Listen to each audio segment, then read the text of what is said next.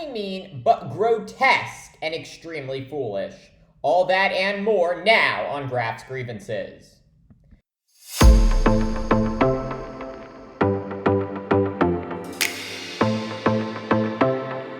When she announced her campaign for the White House back in February, former South Carolina Governor Nikki Haley became the first person to challenge Donald Trump for the 2024 Republican presidential nomination.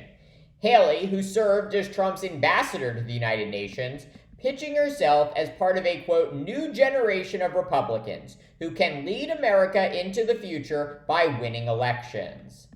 The 51-year-old not so subtly attacking her former boss and President Joe Biden over their mature ages and Washington experience. Haley saying, quote, America is not past our prime, it's just that our politicians are past theirs.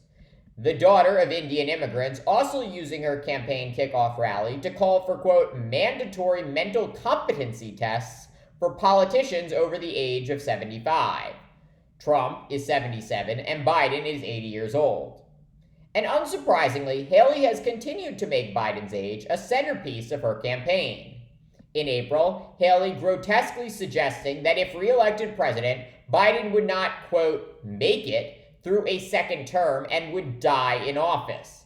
Biden, the oldest sitting president in U.S. history, is by all measures in excellent health. A memo from his physician, released after his latest physical in February, reading, quote, the president remains fit for duty and is a, quote, healthy, vigorous 80-year-old man who exercises at least 5 days a week. Nevertheless, Haley refusing to relent on her ageist attacks on Biden, even as polling shows her arguments are not resonating with Republicans.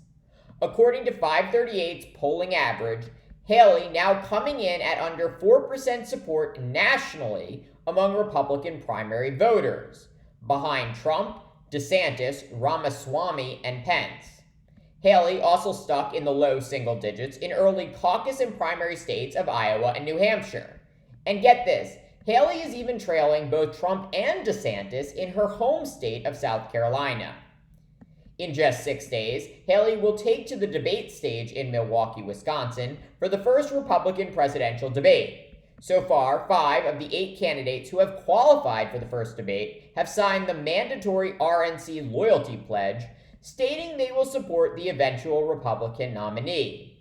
Haley among those signing the pledge, but in a rather juvenile move, altering its title, which reads, quote, beat Biden.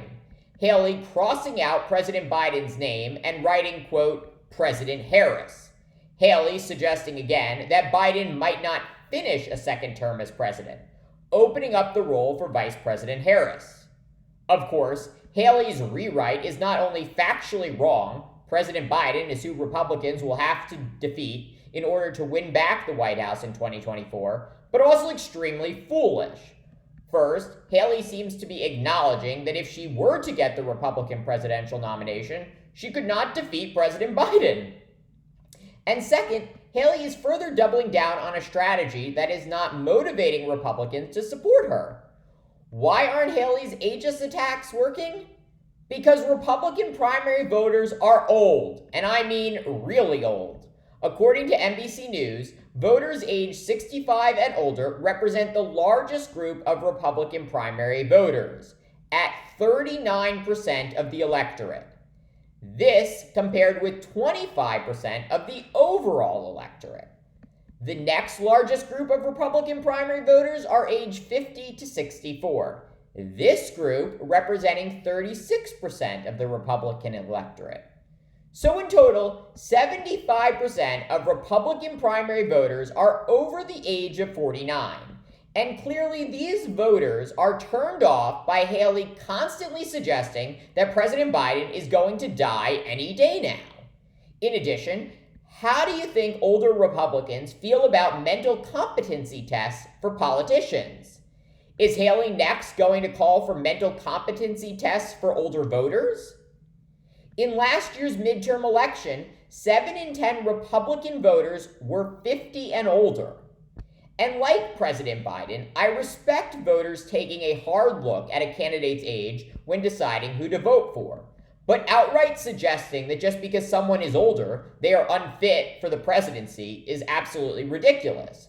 President Biden has shown that with his age has come invaluable experience and wisdom. The president overseeing the lowest unemployment rate in 50 years, in addition to record job creation and signing into law legislation not only rebuilding America's infrastructure, but restoring the American dream. Thanks for watching Graph's Grievances. Let me know what you think, and please subscribe.